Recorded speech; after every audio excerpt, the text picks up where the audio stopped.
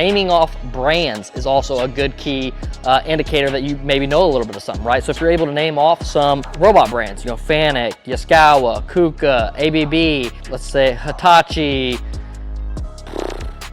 Yamaha, I can go on for days naming off the different robots, right? PLCs, you know, you have Allen Bradley, Beckhoff, Siemens, Omron, Mitsubishi.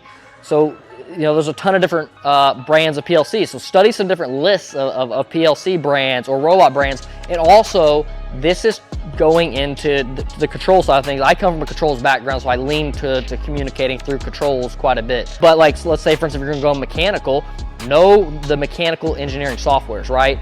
You know CATIA, SolidWorks, Inventor, AutoCAD, like, so all these softwares, even knowing like that AutoCAD is the owner of Inventor, right? And that knowing those things, I'll say, oh, okay, cool. They understand the industry. And I highly advise, like, watch content like this, like watch our podcast where people are talking about different industry things. Like, literally the Manufacturing Come Up is totally driven towards people in their careers, right? Like different steps that they went through their careers, like things that helped them grow in their careers. So like, it's very much career based and how people are advancing and progressing in their careers. And the same things that help people advance and progress in their career is the same things that are going to help you land that job in the beginning. So definitely trying to watch and consume as much content like that as possible, and just watching really any other creator that's making manufacturing content and automation related content.